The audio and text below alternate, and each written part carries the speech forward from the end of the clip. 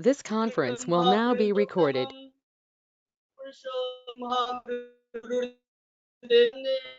विष्णु गुरुदेव महेश्वर गुरुदेव परम ब्रह्म तस्मै श्री गुरुवे नमः। आज भागवत सत्संग दे रहे हैं श्री गणेश कुमार सुनीदा सहप्रतिनिधि सिंगरौली से। ठाकुर जी के श्री चरणों में उनके परिवार के सर्वांगीण मंगल कामना करता हूं और मैं सुनीदा से अनुरोध करता हूं सत्यानुसरण पाठ करने के लिए। सुनीता सत्यानुसरण पाठ कीजिए। दादा जय गुरु। जय गुरु दादा। जय गुरु दादा। जय गुरु। जय गुरु। जय गुरु दादा सत्यानुसरण पाठ कीजिए। जय गुरु। जय गुरु। जय गुरु। सुनाई दे रहा है, आप पाठ कीजिए दादा। पाठ आवाज सुनाई दे रहा है दादा? हाँ सुनाई दे रहा है, सुनाई दे रहा है। परम प्रेममय श्री ठाकुर जी का हस्तलिखित सत्यानुसरण का हिंदी पाठ। यदि मंगल चाहते हो तो ज्ञान विमान छोड़ो, सभी की बातें सुनो, वही करो जो तुम्हारे हृदय के विस्तार में सहायता करे। ज्ञान विमान ज्ञान का जितना अंतराय बाधक है उतना और कोई भी रिपु नहीं। यदि शिक्षा देना चाहते हो तो कभी भी शिक्षक बनना मत चाहो। मैं शिक्षक हूं, यह अहंकार ही किसी को सीखने नहीं देता। अहं को जितना दूर रखोगे तुम्हारे ज्ञान या दर्शन की सीमा उतनी ही विस्तृत होगी। अहं जब गल जाता है जीव तभी सर्वगुण संपन्न निर्गुण हो जाता है। शांति शांति स्वस्ति। जय गुरु। जय गुरु दादा। आज का ये सत्संग दे रहे श्रद्धेय गणेश कुमार सोनीदा सिंगरौली से। मैं उनका परिवार के सर्वांगीण मंगल कामना करते हुए परम पिता के चरणों में प्रार्थना करता हूं। मैं अभी जयश्री पट्टनायक माँ को अनुरोध करता हूँ अपना भजन प्रस्तुत करने के लिए। जयश्री पट्टनायक माँ। जी दादा। जय गुरु। जय गुरु। जी दादा शुरू कर।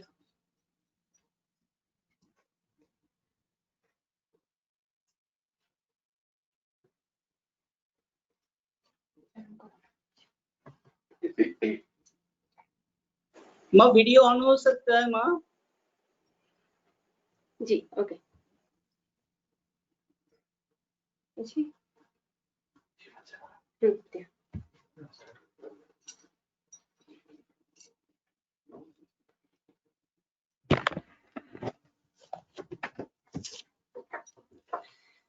जीवन से भरा प्रभु नयन युगला प्रेम, करुणा की धारा बहाता है। श्री मुखनी श्रीता अमृत वचन धीरा, मंगल पथ दर्शाता है। जीवन से भरा परम पावन तनु महिमा मंडित ललित मधुर छवि प्रभु कुल कांचित। परम पावन तनु महिमा मंडित ललित मधुर छवि प्रभु कुल कांचित। आर्त जनों का परम सहारा, आर्त जनों का परम सहारा। अमिय सुधा बरसाता है। श्रीमुखनिश्रित अमृतवचनचिर मंगलपथ दर्शाता है जीवन से भरा उदित गगन में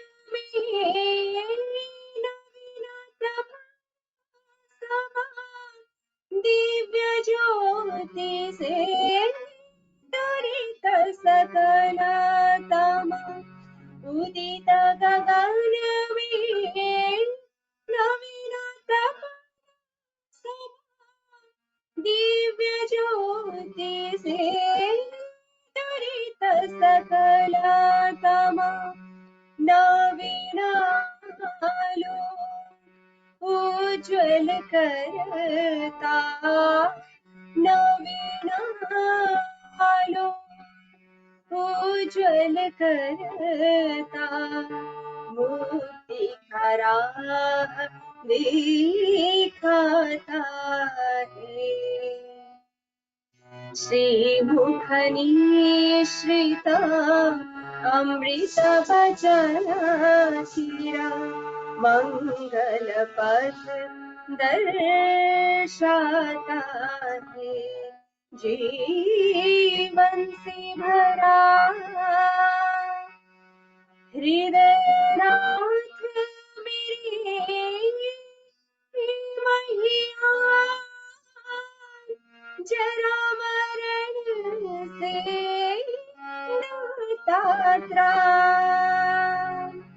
हृदयनाथ मेरे मैया जरा मरण से दातात्राण शांत सौम्य प्रभु हे कल्याण शांत सौम्य प्रभु हे कल्याण शरण तेरा हर्षाता है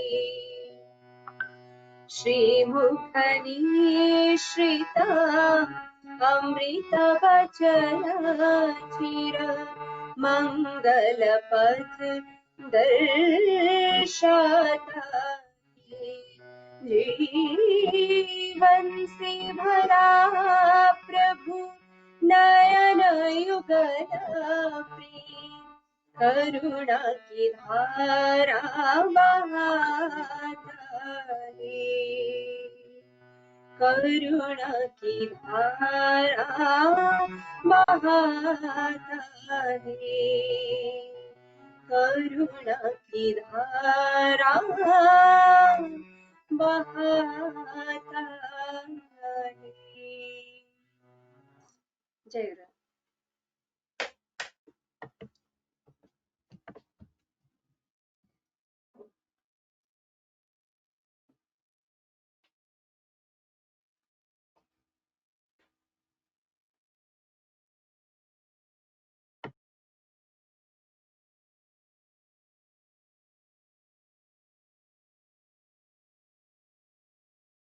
शायद माँ का समाप्त हो गया है। प्रभाकर दा का नेटवर्क प्रॉब्लम दिख रही है। डॉक्टर दा मलय दा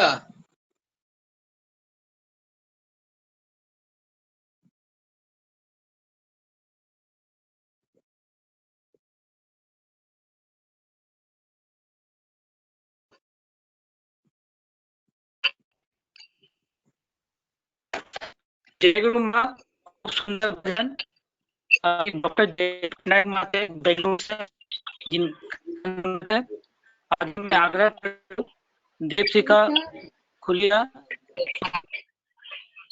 हेलो आप सुन पा रहे हैं? एक सुंदर हाँ जय गुरु दादा।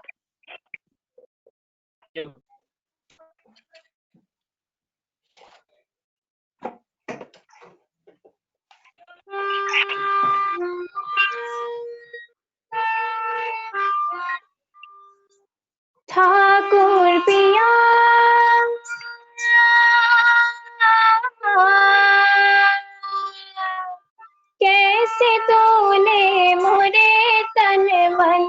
अपने रंग में रंग दिया। हो रामा क्या किया, हाय क्या किया, हो रामा क्या किया, हाय क्या किया। ठाकुर पिया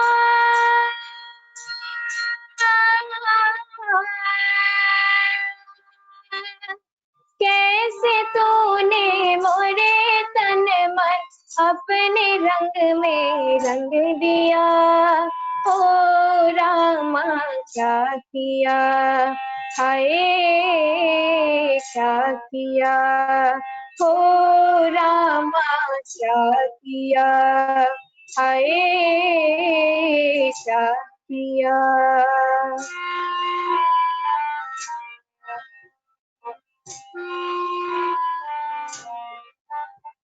मान ज्ञान धन जीवन यौवन झूठा बोझ बढ़ाया। मैं हर के तेरी तनिक कन ने मुझे भरम से बचाया। मान ज्ञान धन जीवन यौवन झूठा बोझ बढ़ाया। मैं हर के तेरी तनिक कन ने मुझे भरम से बचाया। रामा हो ये क्या किया, रामा हो ये क्या किया, हो रामा क्या किया, हाय क्या किया, हो रामा क्या किया, हाय क्या किया।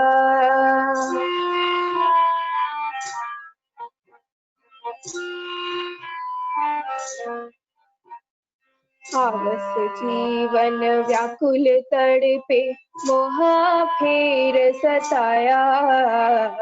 आवस जीवन व्याकुल तड़पे मोह फेर सताया।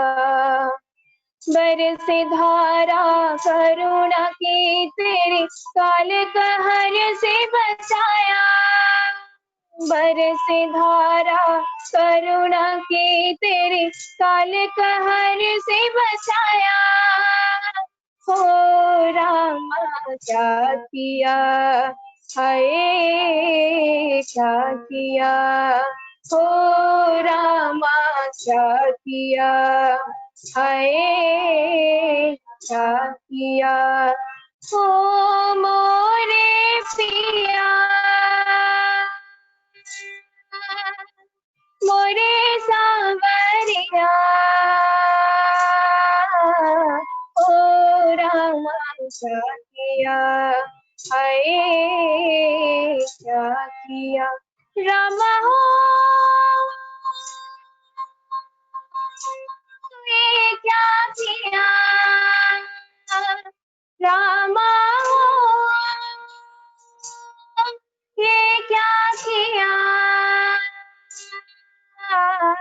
हो रामा क्या किया, हाय क्या किया, हो रामा क्या किया, हाय क्या। तूने तो मुझको हर जीवन को सूरत अपनी बताया। तुझको जीवन करके अर्पण जीवन पथ को पाया। तूने तो मुझको हर जीवन को सूरत अपनी बताया। तुझको जीवन करके अर्पण जीवन पथ को पाया। रामा हो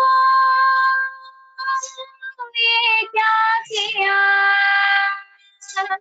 रामा हो ये क्या किया, हो रामा क्या किया, हाय क्या किया, हो रामा क्या किया, हाय क्या किया ठाकुर पिया।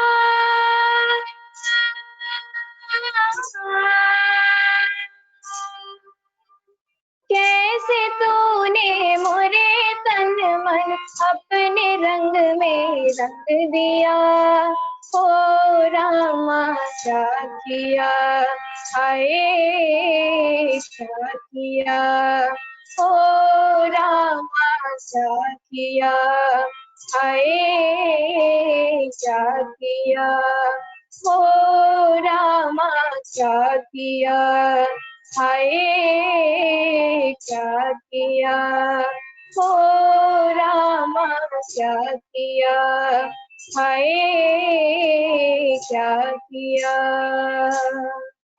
जय गुरु सबको। जय गुरु। जय गुरु देव शिखा, खूब सुंदर भजन। आज भात परिक्रमा में इस गाने को सुनकर बहुत ही आनंदित हुआ। इतने छोटे होने के बाद भी आप इतना सुंदर से गाने को गाए, मधुर रूप में गाए। मैं ठाकुर जी के चरणों में तुम्हारे आपके मंगल के लिए कामना करता हूँ। और ये खुशी की बात है कि हमारे मध्य प्रदेश के छोटे छोटे बच्चे सभी लोग ठाकुर जी के भजन कीर्तन याजन में सुंदर होते जा रहे हैं। ऐसे हम आगे बढ़े, ऐसे ठाकुर जी का काम के लिए आगे चलें, यही परम पिता से प्रार्थना है। आगे हमारे सत्संग को आगे बढ़ाते हुए ये सत्संग आज का दिया जा रहा है, इसमें जो हमारे चीफ स्पीकर हैं श्रद्धेय श्री प्रत्योष पटनायक दा बेंगलोर से हैं। मैं उनको जय गुरु करता हूँ। और प्रत्योष पटनायक दा पहले भी सत्संग में आ चुके हैं, माँ भी आ चुके हैं, उनके द्वारा याजन सुन रहे हैं। और दादा का एक याजन में सुन चुका हूँ, मैं ज्वाइन किया था उनके सत्संग में। ठाकुर जी के वाणी पर खूब सुंदर चर्चा करते हैं। और उनसे मैंने आज अनुरोध किया था कि जब आप याजन करें तो साथ में आपके जो प्रेजेंटेशन है, जो पीपीटीज है, उसको शेयर करते हुए बताएं, ताकि हम लोग दोनों चीज का फायदा उठाए, ठाकुर जी का वाणी भी देख सकें, उसमें याजन सुन सके। मैं आग्रह करता हूँ, मैं आमंत्रित करता हूँ श्रद्धेय श्री प्रत्योष पटनायक दा बेंगलोर। दादा जय गुरु। जय गुरु दादा। जय गुरु। प्रणाम दादा। इंदौर सत्संग विहार की तरफ से आपको सभी को मेरा हार्दिक जय गुरु दादा। मैं शेयर कर रहा हूँ स्क्रीन। जी जी।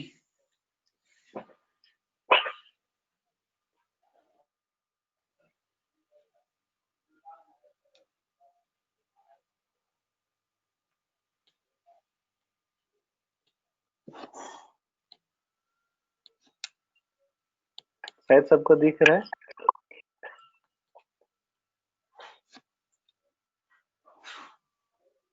हाँ दादा दिख रहा है जी। जय गुरु दादा, खूब सुंदर। जय गुरु। आर्य कृष्टि के परम उद्धाता परम प्रेम में श्री श्री ठाकुर मेरे परमाराध्या जगत जननी श्री श्री बड़मा परम पूज्यपाद श्री श्री बड़दा परम पूज्यपाद आचार्य देव श्री श्री दादा, सभी के चरणों में मेरा प्रणाम। यहाँ पे उपस्थित मेरे सहप्रति ऋतिक वृंद, ठाकुर जी के पांजाधारी कर्मिगण भाई, जितने भी गुरु भाई प्रेजेंट है और स्नेहमयी माताएं, छोटे छोटे बच्चे, सभी को मेरा आंतरिक जय गुरु। पहले तो मैं आभारी हूँ इंदौर सत्संग के गुरु भाइयों से कि पहले भी मैं एक बार आया था तो आप लोगों से मुलाकात भी हुई थी। तो अभी हम लोग इष्ट चर्चा शुरू करेंगे, उससे पहले हम लोग जो करंट सिचुएशन है उसके बारे में थोड़ा आलोकपात करेंगे तो अच्छा रहेगा। जो पेंडेमिक सिचुएशन शुरू हुआ है तब से लेके आज तक आप लोगों का जो कंटिन्यूअस एफर्ट है ठाकुर जी को लेके सत्संग करना, ये डेली रूटीन पे सत्संग करना, सबके साथ जुड़े रहना, ये बहुत ही बड़ी बात है, ये साधारण बात है नहीं।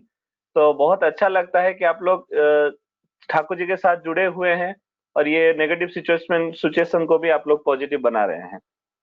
तो मैं एक छोटा सा पॉइंट से शुरू करना चाहता हूँ। जीवन, लाइफ, हम लोग जीवन की बात करते हैं, मनुष्य है, जी रहे हैं, खाने के लिए जी रहे हैं, कोई मतलब जिंदगी के कई कई पहलू हैं, लेकिन जो अल्टीमेट गोल है, ठाकुर जी, श्री ठाकुर जिस चीज को देखना चाहते हैं वो है हैप्पीनेस या फिर सुख। तो हम लोग जिंदगी में जो कुछ भी करते हैं, अगर मैं पढ़ाई करता हूँ या फिर नौकरी करता हूँ या फिर कुछ भी चीजें करता हूँ जिंदगी में, तो मुझे खुशी ही चाहिए। अगर शादी भी करता हूँ मुझे खुशी मिलनी चाहिए, एक अच्छी बीवी मिलनी चाहिए। एक नौकरी करता हूँ, एक अच्छा नौकरी मिलना चाहिए, एक अच्छा सैलरी मिलना चाहिए, तब भी मुझे खुशी मिलती है। तो जो भी चीजें करता हूँ जिंदगी में खुशी के लिए करता हूँ, लेकिन वो खुशी को पाने के लिए उसको एक ब्रिज में हम लोग एक ब्रिज देके जाते हैं जिसको हम स्ट्रगल बोलते हैं या फिर कठिनाइयां बोलते हैं। बिना कठिनाइयां क्रॉस करके हम कुछ भी नहीं पा सकते। हमको कठिनाइयों से गुजरना ही है। We need to struggle. हमको स्ट्रगल करके ही आगे बढ़ना है। जो कुछ भी हमें मिलेगा जिंदगी में, जो खुशी देगा हमें, उसको हम स्ट्रगल के माध्यम से ही पाते हैं। एक जगह पे आर्बिट्ररीली पढ़ रहा था, life is a struggle but every lesson learned is God's way of helping you grow stronger. जो कुछ भी हमारी जिंदगी में होता है अच्छे के लिए होता है। ये अगर हम मान के चलेंगे तो बुराई का कोई नामो निशान ही नहीं रहेगा। लेकिन एक चीज हमको ध्यान देना है, ये जो स्ट्रगल है किन किन किन चीजों के लिए आता है। ठाकुर जी के हिसाब से हमारी जो वृत्तियां है, वृत्ति प्रवृत्ति, उसके लिए हम बहुत सफर करते हैं। जैसे कि हमारा काम हो गया, क्रोध, लोभ, मद, मोह, माश्चर्य, ये जो षड प्रवृत्ति है, इसके लिए हम दुख भोगते हैं। इसके लिए हम ज्यादा से ज्यादा स्ट्रगल करते हैं। जिंदगी को हम स्मूथ बना सकते हैं। कभी कल या परसों एक अच्छा सा एक कहानी देख रहा था, जहां पे उसका एक थीम था कि हम दो तरीके के जीवन जीते हैं। एक तो होता है जो हमारी आत्मा जब जीती है, और एक शरीर जीता है। दो तरीके का होता है। आत्मा जब जीता है, ये लाखों लाखों साल से हमारा आत्मा जीवित है, आत्मा का कभी मृत्यु नहीं होता। और जो जीवन है वो जब जुड़ता है जब एक शरीर उसको मिल जाता है। लेकिन शरीर का जो टाइम फ्रेम है बहुत कम दिनों के लिए होता है, 70, 80, 60 साल तक होता है। उसी में आदमी ये कॉम्प्लेक्स जो वृत्तियां है उनमें जड़ जाता है। शरीर के साथ जब आप अटैच हो जाते हैं, एक शरीर जब एक आत्मा को मिल जाती है, ये काम, क्रोध, लोभ, मद, मोह, माश्चर्य में वो पूरा मतलब जड़ जाता है। लेकिन जैसे ठाकुर यहाँ पे बोल रहे हैं, ये धर्म के अंग हैं। इसके बिना मनुष्य मनुष्य ही नहीं रहेगा। अगर काम को छोड़ दूं मेरा मनुष्यत्व नहीं रहेगा, क्रोध को छोड़ दूं तो भी मैं मनुष्य नहीं रहूंगा। अगर लोभ, मोह, ये सब, ये ठाकुर जी बोल रहे ये धर्म के विशेष अंग हैं। तो इसको मैं क्या करूं? ठाकुर यहाँ पे बोल रहे we need to give it a meaningful adjustment. और ये जो मीनिंगफुल एडजस्टमेंट है ये बिना गुरु के नहीं होगा, असंभव है। मेरे जिंदगी में प्रिंसिपल होना चाहिए, मेरे जिंदगी में ठाकुर जी को लेके एक आइडियल होना चाहिए, तब जाके मैं ये षड रिपु को अपना दोस्त बना सकता हूँ। ये मुझे कंट्रोल नहीं करेंगे, मैं उनको कंट्रोल करूंगा। और एक चीज है अष्टपास। ठाकुर ये दो चीजों को बहुत ही ध्यान दिया है। एक तो वृत्ति प्रवृत्ति, दूसरा है अष्टपास। अष्टपास क्या होता है? घृणा, लज्जा, मान, अपमान, दंभ, मोह, द्वेष और पैशून्य। ये 8 चीजें जब हमारे जिंदगी में प्रोमिनेंट हो जाते हैं, हम किसी को मुंह दिखाने के लिए काबिल नहीं रहते। एक सत्संग के जगत का ही मैं एग्जांपल लूंगा। जब हम किसी को ठाकुर जी का काम हो गया, मंदिर कंस्ट्रक्शन हो गया या फिर उत्सव हो गया, हम जब कलेक्शन करने जाते हैं या फिर अर्घ्य मांगने जाते हैं, आप सोचिए आप किसी को अगर घृणा करोगे, आप उसके पास जा पाओगे? अगर आप ऐसे काम किए हो जिसके सामने जाने से आपको लज्जा मिलेगी, आप उसके सामने नहीं जा सकते। अगर मैं अपने एक ओहदे कम हो गया, अपने ओहदे से कम के लोगों के पास जाके मांग नहीं सकता। क्यों? मेरा मान हानि होगा, या मुझे कहीं पे अपमान मिलेगा, या फिर मेरे जो इग्नोरेंस है, एरोगेंसी है, दम्भ है, उसके वजह से भी मैं किसी के पास नहीं जा रहा हूँ। और जो मेरा मोह है, ठाकुर जी का काम आया है बट मैं नहीं कर पा रहा हूँ। क्यों? मैं फैमिली में जुड़ा हुआ हूँ, फैमिली के काम में फंसा हुआ हूँ, उसी के लिए भी मैं काम ठीक से कर नहीं पा रहा हूँ। तो ये जो अष्ट पास है, ठाकुर जी बोल रहे ये कब तोड़ेगा पता है? सामान्य मात्र इष्ट को देने से। हमारे जो इष्टवृत्ति ठाकुर जी ने प्रचलन किया है, उसी को अगर मैं रेगुलरली इष्टवृत्ति करूंगा, ठाकुर जी के लिए कुछ देने की कोशिश करूंगा, तब जाके ये अष्टपास और ये प्रवृत्ति से मैं मुक्त हो सकता हूँ। तो एक बार ऐसे ही कथा प्रसंग में केष्ट प्रसन्न भट्टाचार्य ठाकुर जी को बोल रहे हैं, ये सब चीजें जैसे आपने बोला अष्टपास है या फिर प्रवृत्ति है, बंधन है, ये सब चीजें हम मुक्ति कैसे मिलेगी? हम तो कभी अगर एक आत्मा को शरीर मिल भी गया तो हम जिएंगे कैसे? मतलब ये चीजें तो हमको घेरे हुए ही हैं, हम इससे बचेंगे कैसे? ठाकुर जी बोल रहे हैं द ओनली सोल्यूशन इज, मतलब केष्टदा जब पूछे what is the solution, Thakur पूछ रहे हैं Keshtda do you know what is the solution? The fundamental thing, जो बेसिक है, द फंडामेंटल थिंग इज इष्ट प्राणता। और जो ये इष्ट प्राणता की बात आती है, अगर इष्ट को हम समझे, इष्ट का अर्थ ही है मंगल।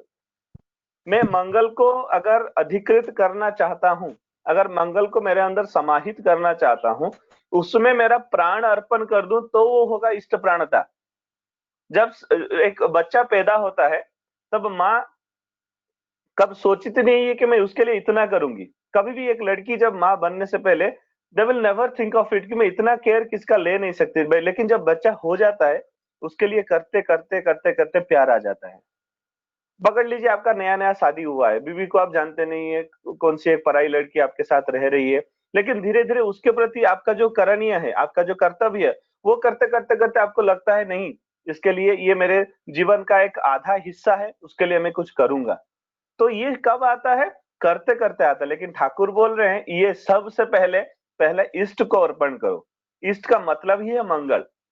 तो ठाकुर जी को जब पूछा जाता है कैसे करेंगे, ठाकुर जी बोल रहे हैं सती नारी का जो प्यार होता है अपने पति के प्रति, या फिर जो टान होता है, एक माँ का अपने संतान के प्रति जो मातृत्व होता है, और एक जो विषयी है, विषय के प्रति जो टान होता है, ये तीनों को अगर हम मिला लेंगे तब जाके उससे कहीं गुना मुझे इष्ट के लिए करना है। तो इष्ट प्राणता कैसे करेंगे? ठाकुर बोल रहे हैं 24 आवर्स। ऐसा नहीं कि 2 मिनट इष्टवृत्ति कर लिया, 5 मिनट नाम ध्यान कर लिया, इससे कुछ नहीं होगा। 24 आवर्स हमको सोचना ही है। तो ठाकुर वहां पे बोल रहे हैं केष्टदा आप नहीं जाने, आप जानते हैं 3 प्रकार के इष्ट प्राणता होते हैं। बोले क्या क्या? एक है पैशन परवेडिंग, वृत्ति वेदी अनुराग, वृत्ति को भेद करना है।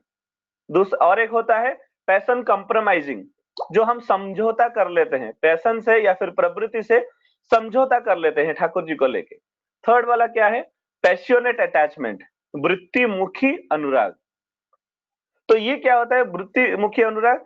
हम वृत्ति को लेके इष्ट को साधते हैं, या फिर हमारे वृत्ति अनुसार जो हमारा बन पड़ता है हम ठाकुर जी को इसमें यूटिलाइज कर लेते हैं, वो जो कि बहुत ही खतरनाक है। सेकेंड वाला फिर भी चलेगा, ये हम सब में दिखता है, कंप्रोमाइजिंग। कहीं पे सोचता हूं कंप्रोमाइज कर लूं, मैं ठाकुर जी का फिलोसफी मुझे अच्छा लगा, लेकिन सुबह उठ के इष्टवृत्ति कौन करेगा यार? नहीं उठ सकता। मैं कंप्रोमाइज कर लेता हूं, 8 बजे उठ के इष्टवृत्ति कर लूंगा, क्योंकि 8 बजे मेरा आराम से नींद खुल जाएगा, मैं तब इष्टवृत्ति कर लूंगा। लेकिन इष्टवृत्ति करता हूं, ठाकुर जी के लिए थोड़ा प्यार है, बट यहाँ पे मैं अपने पैशन को कंप्रोमाइज कर रहा हूँ। किसके सामने? इष्ट के सामने। सत्संग जाऊंगा लेकिन थोड़ा देर से जाऊंगा, भजन कीर्तन करूंगा लेकिन 1-2 करूंगा जो मेरे बन सके, ठाकुर जी के लिए कलेक्शन करूंगा, अपना खा पी के आराम से घर का काम निपटा के फिर जाऊंगा। ठाकुर बोल रहे नहीं, you have to practise this passion pervading attitude, वृत्ति भेदी अनुराग, जो के श्री श्री बड़ौदा, पूज्यपाद श्री श्री बड़ौदा उसके लिविंग एग्जाम्पल थे, जो वृत्ति को भेद करके ठाकुर भिन्न उनके शरीर में कुछ था ही नहीं। और एक अगर एक एग्जाम्पल देखेंगे तो भगवान हनुमान होंगे, जो कि भगवान राम के अलावा कुछ किसी के बारे में सोचते नहीं थे। वो मैं क्या खाऊंगा, मैं क्या पीऊंगा, मैं सोऊंगा, बैठूंगा, जागूंगा, हर वक्त श्री राम। वैसे भी हमारे पूज्यपाद श्री श्री बड़ौदा थे, हर वक्त उनके जहन में श्री श्री ठाकुर ही थे। बिना ठाकुर के वो खाते नहीं थे, बिना भोग दिए वो ठाकुर जी को अपना खाना खाते ही नहीं थे, क्योंकि अगर भोग अर्पण नहीं करेंगे तो ठाकुर जी के पास अगर अर्पण नहीं करेंगे वो खाना नहीं खा सकते। उस टाइप का पैशन होना चाहिए, जो कि वृत्ति भेदी अनुराग हम कहते हैं। अगर हम लोग एक एक करके देखेंगे वृत्ति भेदी अनुराग, ठाकुर जी वहां पे एक वाणी दे रहे हैं, देखते सुनते कहते ही कुछ आ ही जाती प्रिय की बात, देखते सुनते कहते ही कुछ आ ही जाती प्रिय की बात, दृष्टि सजग कान भी सजग, दृष्टि सजग कान भी सजग, सजग प्राण भी तत्क्षणात, प्रिय की प्रति दर्द ऐसी ही दर्दी उनको बनाता है, प्रिय बिन कुछ भी नहीं चाहे आकर्षण उसे ही कहता है। मतलब जो मैं देखता हूं, जो मैं सुनता हूं, जो कुछ भी करता हूं, वो ठाकुर जी के लिए होना चाहिए। मैं अगर कुछ कर नहीं पाता हूं या फिर कुछ सोच नहीं पाता हूं, वो मेरे प्रवृत्ति मुखी हो जाएगा। तो देखते सुनते कहते ही कुछ, आ ही जाती प्रिय की बात, दृष्टि सजग कान भी सजग। एक मिनट। तो मेरा जो दृष्टि है, मेरे जो देखने का नजरिया है या फिर मेरा जो सोचने का नजरिया है, सब में इष्ट होना चाहिए, सब में इष्ट होना चाहिए। किसी को मैं बात नहीं दे सकता। मैं दोस्तों के साथ बैठा हूं, खाना खा रहा हूं, मीटिंग में हूं, कहीं पे भी हूं, ठाकुर जी की बात मुझे याद आनी चाहिए। अगर वो नहीं हुआ तो मेरी जिंदगी में कुछ भी नहीं होगा। और एक ठाकुर जी यहाँ पे बोल रहे हैं, जो पेशन कंप्रोमाइजिंग होता है, पेशन कंप्रोमाइजिंग में ठाकुर बोल रहे हैं, प्रिय को पाने की झोंक में नहीं है सामंजस्य संगति, वृत्ति अनुसार प्रिय को चाहे, प्रिय के स्वार्थ में नहीं दृष्टि, आकर्षण सहित वृद्धि भी तब विक्षोभ में होती जर्जरित, वृत्ति रंगीन प्रेष्ठ की प्राप्ति होती है तभी जीवन मृत। जीवन मृत का मतलब है लिविंग डेड, जी के भी मैं मर चुका हूं। प्रिय को पाने की झोंक में नहीं है, मुझे कोई संपर्क नहीं है ठाकुर जी क्या चाहते हैं क्या नहीं चाहते, मेरे प्रवृत्ति अनुसार। जैसे मैं बोला, सुबह जितने बजे चाहूं उठ के मैं प्रेयर कर सकता हूं, जहां भी चाहूं मैं खा सकता हूं। अगर सोचते नहीं ले लिया तो मैं कहां पे अच्छे से खा नहीं सकता, बाहर नहीं खा सकता, प्याज लहसुन नहीं खा सकता, मांस मछली नहीं खा सकता। There is some restriction. तो इसीलिए ठाकुर बोल रहे हैं, जो पेशन परवेडिंग एटीट्यूड था, वो जो श्री बौद्धा का मैंने बोला पेशन परवेडिंग एटीट्यूड था, कैसे था? एक बार एक गुरु भाई आए थे, शिष्य बौद्धा को पूछ रहे हैं, दादा मैं आपके लिए भोग लाया हूँ। शिष्य बौद्धा बोल रहे हैं, सोच समझ के बोल, अगर मेरे लिए तुम कुछ लाए हो तो मैं ये खा नहीं सकता। क्यों? क्योंकि ये झूठा हो जाएगा। मैं शिष्य ठाकुर को दिए बिना कुछ नहीं खाता, मैं शिष्य ठाकुर को दिए बिना कुछ नहीं खाता। अगर मैं उनको दे नहीं पाया तो मैं कुछ खा नहीं पाऊंगा। तो जो मैं अर्पण करता हूं, भोग लगने के बाद ही मैं उसको खाता हूं। ये है पैशन परवेडिंग एटीट्यूड। कुछ भी करूंगा, अगर सपोज मैं मार्केट जा रहा हूं, कुछ फल फूल लाने के लिए जा रहा हूं, पहले सोचूंगा ठाकुर जी के लिए भोग के लिए कुछ लेके चला जाता हूं। अगर मैं कपड़ा खरीदने के लिए गया, सोचूंगा पहले ठाकुर जी के आस्थान के लिए थोड़ा बहुत कपड़ा खरीद लेता हूं। तो ये होना चाहिए पैशन परवेडिंग एटीट्यूड। जो मेरे वृत्ति को ठोकर दे वही है मेरे ठाकुर। तो हमेशा हमारे जहन में ठाकुर होने चाहिए। अगर मैं गुस्सा कर रहा हूं, यहाँ पे ठाकुर होते तो क्या करते? अगर मेरे किसी चीज के ऊपर लोभ आ रहा है तो यहाँ पे ठाकुर होते तो क्या करते? हमने सुना है ठाकुर जी का एक स्टोरी, जो उनको मीठा खाने का बहुत ही शौक था, लेकिन वो मीठा खाने के जो अभ्यास था उन्होंने कैसे छोड़ा सबको पता है। जब उनको खाने का मन कर रहा था, जाके झाड़ी में पेड़ को लपेट के सो जाते थे कि मुझे आज मिठाई नहीं खाना है। क्यों? जो दुकानदार है मुझे सुनाता है कि तुम पैसा बिना दिए के खा रहे हो। बट ठाकुर जी वो प्रवृत्ति को लांग रहे हैं। यहाँ पे आप अगर किसी महापुरुष की जीवनी देख ले, श्री रामचंद्र हो गए, श्री कृष्ण हो गए, किसी भी भगवान चरित्र को देख ले, वो हमको एक ही चीज सिखाते हैं जिंदगी में, कैसे हम ओवरकम कर सके, कैसे उस चीज को पार कर सके। Then only we can achieve something in our life. तो ये होना चाहिए पैशन परवेडिंग एटीट्यूड। जब पैशन कंप्रोमाइज की बात आती है, ठाकुर जी एक बार बैठे हुए हैं पार्लर में, एक बिल्ली को हाथ में लेके बैठे हैं। तो बिल्ली को ऐसे वो सहला रहे, धीरे से क्या हुआ, ठाकुर जी का नाखून जो है उसके गले में लग गया। वो काऊ करके भाग के चली गई। तो ठाकुर हंस रहे हैं, वहां पे बोल रहे हैं, देखा ये पैशन कंप्रोमाइज एटीट्यूड का एग्जाम्पल है। कैसे? जब तक मैं उसको सहला रहा था, जब तक ठाकुर जी के प्रिंसिपल, जब तक ठाकुर जी के अनुशासन मुझे मुझे करने के लिए इजी हो रहा है, मैं कर रहा हूं। लेकिन जहां पे मुझे गलती, मुझे कष्ट हुआ, नहीं इसको करने से मुझे और कष्ट होगा, मैं नहीं कर पाऊंगा, तब मैं ठाकुर जी से भाग के चला गया। लेकिन वहां पे दूर में एक कुत्ता बैठा था ठाकुर जी के पास। ठाकुर बोल रहे उसको देखो, उसको बोलते हैं पैशन परवेडिंग एटीट्यूड। दूर पे बैठा है, मुझे ऑब्जर्व कर रहा है, कब मालिक मुझे कब बोलेंगे मैं तब जाके सेवा करूंगा। अगर मुझे अभी एक कोई शेर या कोई भेड़िया भी अटैक कर ले तो वो उसके ऊपर झोंक पड़ेगा, वो कभी सोचेगा नहीं कि मैं शेर या भेड़िए के सामने टिक नहीं पाऊंगा।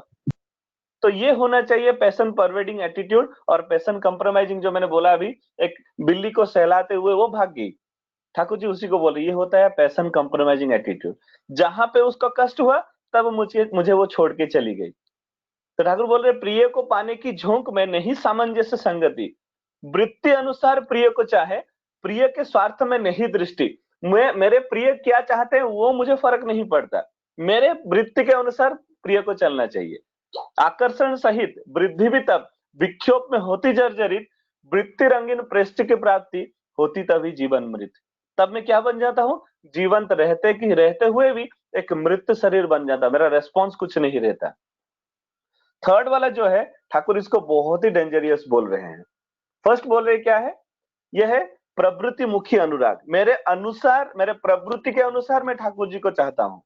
क्या चीज है वो, ठाकुर बोल रहे हैं वृत्ति लोलुप कपट झोंक में आदर्श के प्रति आकर्षण जब ही, इष्ट के बहाने वृत्ति की सेवा नहीं परित्राण उसका कभी।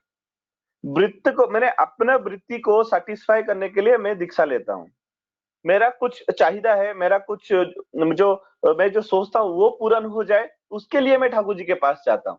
और उसके संदर्भ में और एक ठाकुर जी बोले हैं, इष्ट से बढ़कर तुम्हारे जीवन में जिसका भी प्रयोजन होगा बड़ा, उस पथ पर ही सर्वनाश तो इंतजार में तुम्हारे रहेगा खड़ा।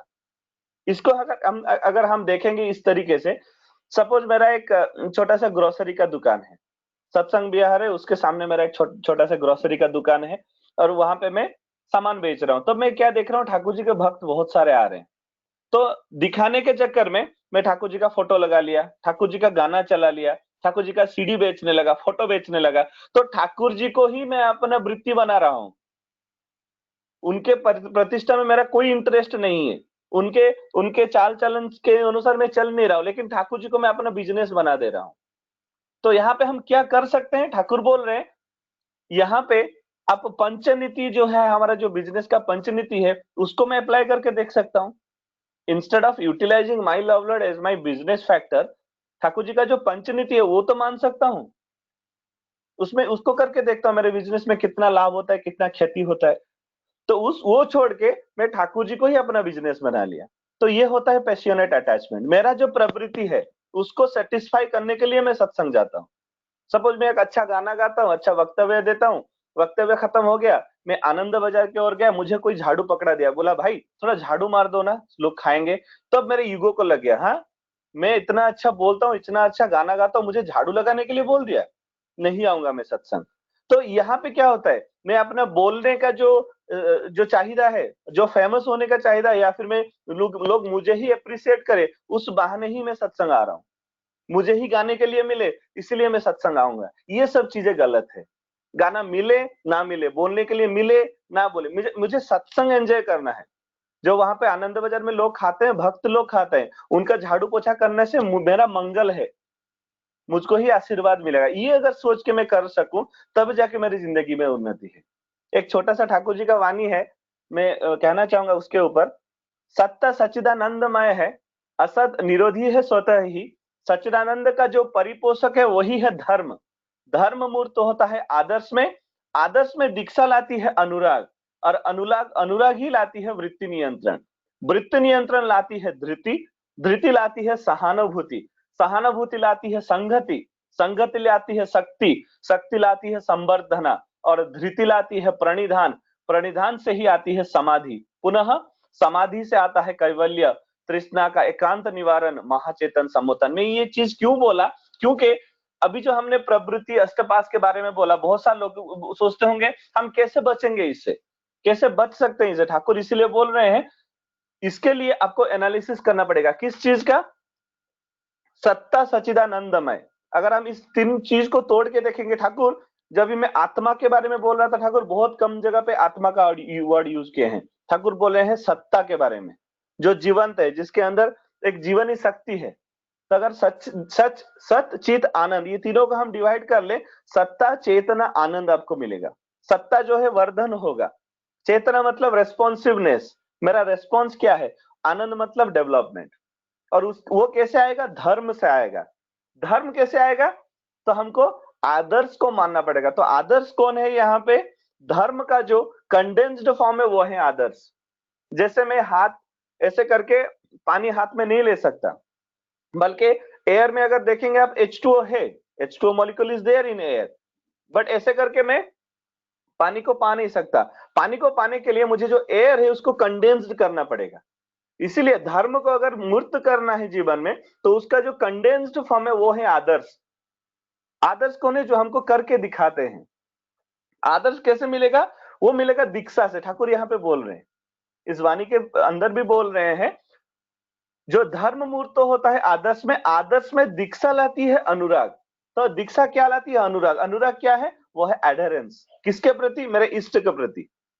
अब जब तक मेरा दीक्षा नहीं होगा तब तक मेरा अनुराग नहीं आएगा, तब तक मैं जुड़ूंगा नहीं, जानूंगा नहीं। जैसे मैं बोला, बिना शादी किए अगर आप शादी करने के बाद ही आप अपने वाइफ को जान सकती है। एक बच्चा पैदा होने के बाद ही माँ उस बच्चे को जान सकता है। तो उसके लिए हमको टाइम स्पेंड करना चाहिए, एडहेरेंस चाहिए, और वो होती है दीक्षा।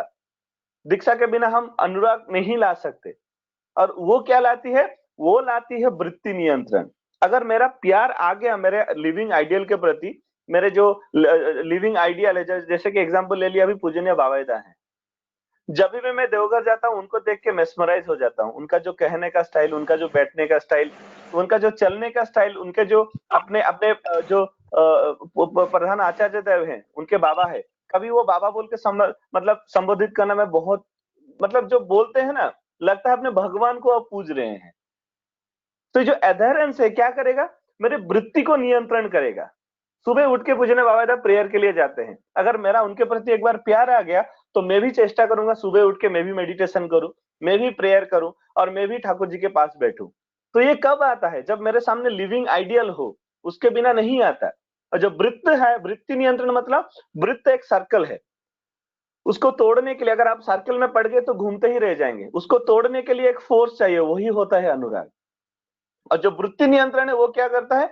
वो लाती है धृति। धृति मतलब आपको पकड़ के रखता है। एक बार आप धृति के स्टेज में आ गए तब क्या होगा? आपको आनंद मिलने लगेगा, चाहे कष्ट हो, दुख हो, सब में आपको आनंद मिलने लगेगा। ठाकुर जी इस फेज को बोलते हैं क्लेश सुख प्रियता। एक बार मैं ठाकुर जी के लिए मेरा प्यार आ गया, एक बार मैं अपने बच्चे को प्यार करने लगा, बच्चे के लिए मुझे कपड़ा चेंज करना पड़े, उसका मतलब ख्याल रखना पड़े, रात 2 बजे डॉक्टर के पास लेके भी जाना पड़े, मैं करूंगा, वो कष्ट सह लूंगा। क्यों? क्योंकि उस कष्ट में भी मुझे खुशी मिलेगा, उस कष्ट में भी मैं अपने बच्चे के सेहत के बारे में सोच रहा हूं। तो यहीं पे आते हैं क्लेश सुख प्रियता। तो क्लेश सुख प्रियता में क्या होता है? मैं जितना भी कष्ट करूं मुझे उसमें सुख मिल जाएगा, क्योंकि मैं अपने प्रिय परम के लिए कर रहा हूं। ठाकुर जी एक अपने वाणी में बोल रहे हैं, इष्टार्थ में जो सब कुछ खोता है, अपना समर्थ उत्सर्ग करके वे 1000 गुना पाता ही है इसी जीवन में। बाद में होता है अनंत जीवन के अधिकारी। और ऐसा जिन्होंने नहीं किया, वास्तव में उन्होंने अनुसरण भी नहीं किया और कुछ पाया भी नहीं। तो मैं जो कुछ दे रहा हूं ठाकुर जी को, इष्टार्थ में जो कुछ सब कुछ दे रहा हूं, मैं अपना जीवन की जलांजलि दे रहा हूं, मैं अपना जीवन उनके हाथों में दे रहा हूं, तो वो रिटर्न क्या कर रहे हैं? मेरे जीवन को एक अच्छे से मतलब सजा के फिर से मेरे हाथों में थमा दे रहे हैं। जैसे आपने सुना होगा, एक अंग्रेजी भक्त जब आए थे, अपना घड़ी उतार के ठाकुर जी को दे रहे हैं, ठाकुर जी बोल रहे हैं ये घड़ी किसका हुआ? तो बोले ठाकुर जी आपका हुआ। तो फिर ठाकुर जी उनको उन्हीं के हाथ में पहना दे रहे हैं। क्यों? ये जो घड़ी उन्होंने समर्पण किया उनको, ठाकुर जी उसको फिर से लौटा के बोल रहे हैं, ये किसी को देना मत। किसी को देना मत मतलब ये जो मेरा प्यार है किसी और में मतलब वितरण कर सकते हो, लेकिन शेयर नहीं कर सकते। ये तुम्हारा मेरा जो प्यार है वो पर्सनल है। तो इसी चीज को अगर मैं करने की चेष्टा करूं, स्टार्ट में अगर सब कुछ खो भी दूं, लेकिन पाऊंगा सब कुछ इसी ही जीवन में, मेरा व्यक्ति जीवन संतुलित हो जाएगा, मेरा पारिवारिक जीवन संतुलित हो जाएगा, मेरे माता पिता से कैसे बात करना है वो मैं सीख जाऊंगा, मेरे बच्चों को कैसे संस्कार देना है वो भी सीख जाऊंगा, मेरे बड़े भाई को कैसे सम्मान देना है वो भी सीख जाऊंगा। अगर ये मेरा लाइफ जो है मैं अपने गुरु के हाथ में दे दूं, नहीं तो क्या होगा? मेरा सारा जीवन व्यर्थ हो जाएगा, मैं कुछ सीख ही नहीं पाऊंगा। उसी संदर्भ में आदर्श विनायक में ठाकुर जी और एक बात बोल रहे हैं, तुम उनके लिए यदि समर्थ खोते हो, सार्थक उत्फुल्ल उद्दीपना में जीवंत करके उन्हें चरित्र में भिन्न भिन्न प्रकार से उन्हें सतगुण में पाओगे, और अपने भोग ईंधन के लिए अगर ऐसी अदा करते हो, भिन्न भिन्न प्रकार से नष्ट होगे। एक खाली व्यर्थ निरर्थक व्यर्थता ही वेदनादायक सांत्वना विहीन अफसोस में। तो यहाँ पे अगर आप देखेंगे, अगर तुम देते हो, ठाकुर बोल रहे हैं भिन्न भिन्न प्रकार से तुम पाओगे। जैसे आपको सबको याद होगा जब भगवान श्री कृष्ण का हाथ कट गया था, तो कोई भी नहीं आया था सामने, लेकिन द्रौपदी ने क्या किया, अपने पल्लू से एक कपड़ा निकाल के भगवान के हाथ में लगा दिया, बांध दिया, वो रक्त को बंद करने के लिए। लेकिन उसके बदले क्या मिला उसको? ठाकुर यहाँ पे बोल रहे भिन्न भिन्न प्रकार से सत्गुण पाओगे। जब उसका वस्त्र हरण हो रहा था, सबका वस्त्र निकल गया, लेकिन द्रौपदी का इज्जत को कुछ हानि होने नहीं दिया श्री भगवान ने, श्री कृष्ण ने। क्यों? क्योंकि उन्होंने कभी उनके हाथों में एक छोटा सा कपड़ा बांधा था, सत्गुण करके उनको लौटाए। और फिर बोल रहे, और अपने भोग ईंधन के लिए अगर ऐसा करते हो, भिन्न भिन्न प्रकार से नष्ट होगे। जैसे श्री कृष्ण के पास आए थे अपना दुर्योधन और अर्जुन, तो दुर्योधन ने बोला कि मुझे नारायणी सेना चाहिए, अर्जुन ने बोला मुझे नारायण चाहिए। तो अगर मैं भोग ईंधन के लिए, अगर मैं अपना वृत्ति को सेटिस्फाई करने के लिए, अगर वो देखा कि श्री कृष्ण तो निरस्त्र है, कुछ कर नहीं पाएंगे, उनका सेना ही लेके चला जाता हूं, मैं जीत जाऊंगा। लेकिन वो गलत था, भिन्न भिन्न प्रकार से वो नष्ट हो गया। लेकिन जीता कौन? जो प्रभु को लेके चला, जो आदर्श को लेके चला। एक छोटा सा अंतिम बात कह के मैं अपना वक्तव्य खत्म करूंगा। ये एक सिंबलिक है, मैं इसको पढ़ के बताना चाहूंगा, फिर इसको एक्सप्लेन करूंगा। दिया जो मैंने राज भिखारी को, लौटा वो स्वर्ण बनकर, फूट फूट कर रोया तब अपने दोनों आंखें भर। क्यों ना दिया, क्यों ना दे दिया मैंने तुमको, सब कुछ अपना शून्य कर। तो इसके संदर्भ में एक छोटा सा कहानी है।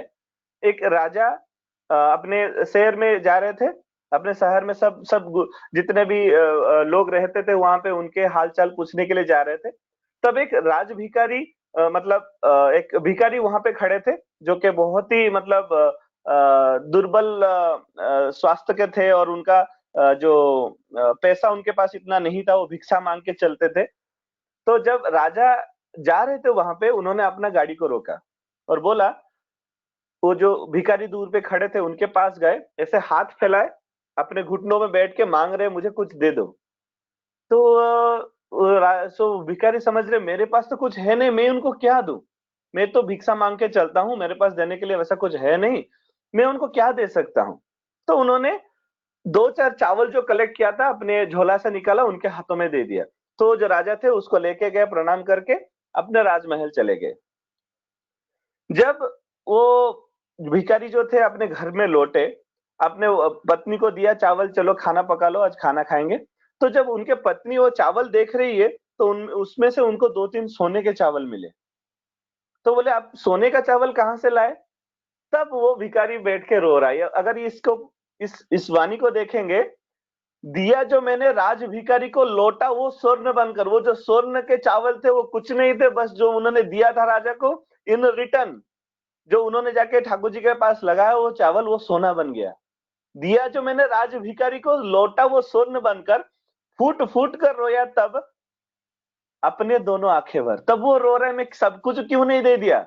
अगर सब चावल दे देता तो आज सब चावल सोने का बन जाता।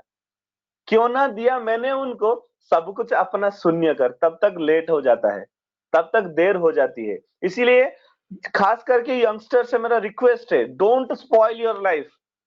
Select one of your living ideal who can lead you from the front, who can guide you from the front in every aspect. How to speak, how to behave, how to eat, how to drink, how to drive. In every respect. मैं कैसे बात करूं, कैसे सोऊं, कैसे चलूं, किससे कैसे बात करूं, अपने पिताजी को कैसे सम्मान दूं, अपने माँ को कैसे याद करूं, अपने माँ को कैसे सबसे ज्यादा सुख दे सकूं। जब उनका एज हो जाता है, old age house is not the right place to leave them behind. ये ओल्ड एज हाउसेस बंद हो जाना चाहिए। अगर मेरा प्रेम है, अगर मैं इष्ट को प्रेम करता हूं, तो अपने माँ बाप को कभी छोड़ नहीं सकता। अगर मैं इष्ट को प्रेम करता हूं, अपने भाई बहन को कभी नकार नहीं सकता। अगर मैं इष्ट को प्यार करता हूं, मैं अपने परिवेश को छोड़ के नहीं रह सकता। अगर मैं परिवेश को छोड़ दिया तो इष्ट भी नहीं रहेंगे, मैं भी नहीं रहूंगा। इसलिए सबको रिक्वेस्ट है, जितने भी यंगस्टर्स हैं और जितने भी अलग गुरु भाई हैं, या फिर जो नए नए ठाकुर जी के साथ जुड़ रहे हैं, अनुरोध है कि ठाकुर जी के बारे में जानने की कोशिश कीजिए। वो जो आए हैं, दयाल आए हैं, इस बार बहुत सारा लीला करने के लिए आए हैं, और दया करके उन्होंने जो आचार्य परंपरा दे के गए हैं, पूज्य बाबादा की मैं बात कर रहा था, पूज्यपाद दादा स्टिल हमारे आचार्य हैं, वो आचरण करके सिखाते हैं, वहां पे देवघर में बैठ के लीला कर रहे हैं। लेकिन हमको समझना चाहिए किस ढंग से, किस भाव से मुझे वो ग्रहण करना चाहिए, दैट इज इंपॉर्टेंट। इसलिए मैं ज्यादा वक्त लूंगा नहीं। तब सभी को रिक्वेस्ट है, बहुत से बहुत ठाकुर जी के साथ जुड़िए, या फिर बहुत सारे लोगों को लाइए जुड़ने के लिए, उनको जानने की एक मौका दीजिए। हम लोग जो उपभोग कर रहे हैं इस लॉकडाउन में भी सत्संग को उपभोग कर रहे हैं, उनको भी वो मौका मिलना चाहिए। तो अंत में सभी का मंगल प्रार्थना करते हुए मैं अपने शब्दों को विराम देता हूँ। जय गुरु। जय गुरु दादा। दादा जय गुरु, बहुत सुंदर दादा।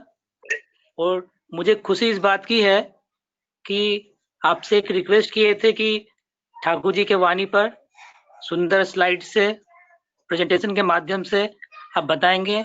आपने उतना मेहनत करके सब चीज को बताया, लाइफ से हैप्पीनेस को, स्ट्रेस को जोड़कर, और वाकई हम लोग धन्य हो गए कि परमपिता से मेरा जो प्रार्थना था कि पहली बार ऐसा कुछ किया जाए कि हम लोगों को याजन मिले, ठाकुर जी का वाणी के माध्यम से मिले, वो वाकई ठाकुर जी आपके द्वारा किए। और दूसरी बात, आप जो बात बोले, सटीक बात बोले, ठाकुर जी का बात लेके बोले, बिल्कुल डेप्थ में लेके बोले।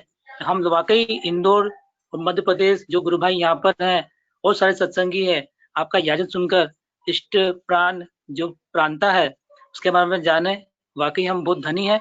उसके लिए आपको धन्यवाद, जय गुरु देते हैं, जो इतना समय देकर आप हमारे साथ जुड़े। आपका मीटिंग भी था फिर भी आप जुड़े, और इतना समय देकर आप प्रेजेंटेशन तैयार किए, बताए, इतना तैयारी किए होंगे तभी तो बता पाए। उसके लिए जय गुरु, प्रणाम, जय गुरु। अभी हम सुन रहे थे श्रद्धेय प्रत्युष पटनायक दा बेंगलोर से, जो ठाकुर जी की वाणी पर खूब सुंदर पावर पॉइंट स्लाइड के माध्यम से हमको समझाए। एक एक बात ठाकुर जी का, कितना देर हो गया हम सुनते जा रहे थे, हटने का मन नहीं कर रहा था। सत्संग समाप्ति की ओर है, समापन की ओर है। मैं आग्रह करता हूँ हमारे श्रद्धेय अमरेश रायदास से, जो इंदौर से हैं, कि ठाकुर जी का एक कीर्तन से आज के सत्संग का समापन करें। श्रद्धेय अमरेश रायदा, इंदौर।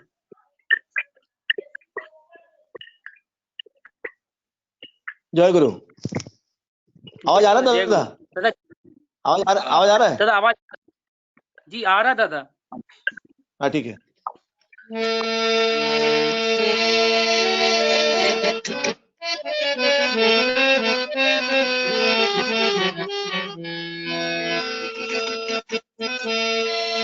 प्रभु अनुकूल बन के आए हो,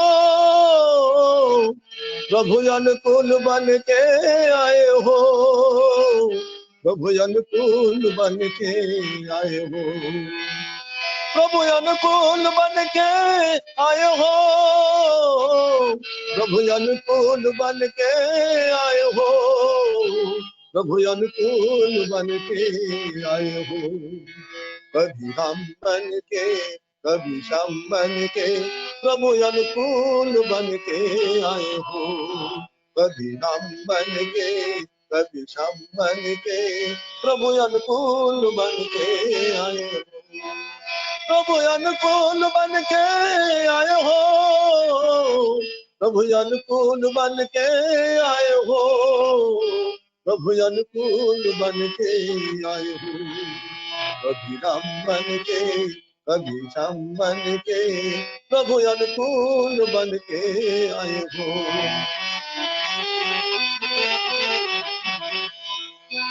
राधा नाम लेके आए हो, राधा नाम लेके आए हो, राधा नाम लेके आए हो, राधा नाम लेके आए हो, राधा नाम लेके आए हो।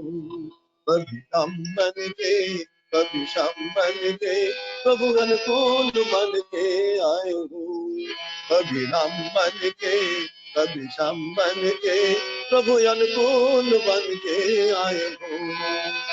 सत्य नाम लेके आए हो, सत्य नाम लेके आए हो, सत्य नाम लेके आए हो, सत्य नाम लेके आए हो, सत्य नाम लेके आए हो। कभी राम बन के, कभी श्याम बन के, प्रभु अनुकूल बन के आए हो। कभी राम बन के, कभी श्याम बन के, प्रभु अनुकूल बन के आए हो, प्रभु अनुकूल बन के आए हो, प्रभु अनुकूल बन के आए हो, प्रभु अनुकूल बन के आए हो, प्रभु अनुकूल बन के आए हो, प्रभु अनुकूल बन के आए हो, कभी राम बन के कभी श्याम बन के प्रभु अनुकूल बन के आए हो।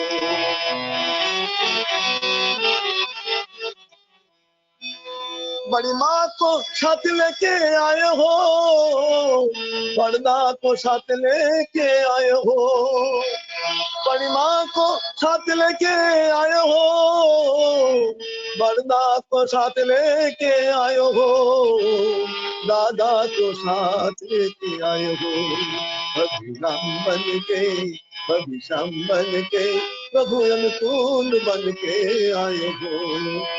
बड़ी माँ को साथ लेके आए हो, बरदा को साथ लेके आए हो, बड़ी माँ को साथ लेके आए हो, बरदा को साथ लेके आए हो, दादा को साथ लेके आए हो, कभी राम बन के कभी श्याम बन के प्रभु अनुकूल बन के आए हो, कभी राम बन के कभी श्याम बन के प्रभु अनुकूल बन के आए हो।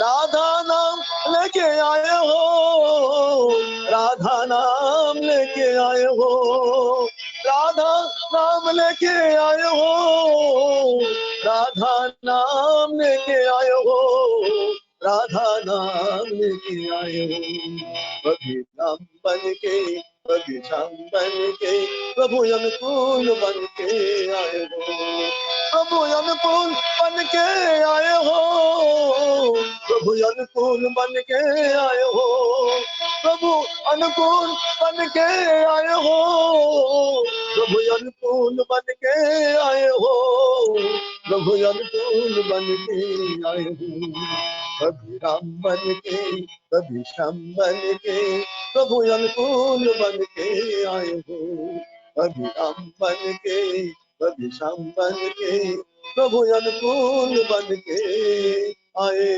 हो। जय गुरु, जय गुरु दादा, जय गुरु, जय गुरु, जय गुरु, जय गुरु, जय गुरु, जय गुरु। खूब सुंदर भजन कीर्तन सत्संग समापन की ओर है।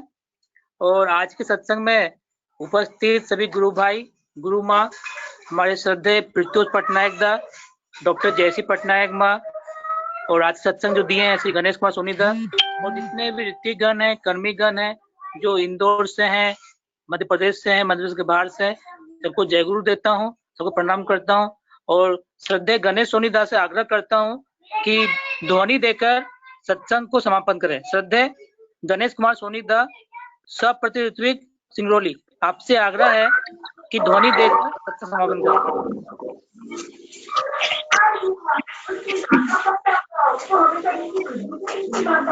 जय गुरु, जय गुरु दादा, दादा जय गुरु, जय गुरु ध्वनि दीजिए दादा, जय गुरु दादा, चलो ध्वनि सुनाई दे रहा है? जी हाँ, जय गुरु दादा, आवाज आ रही है, आप ध्वनि आवाज सुनाई दे रहा है?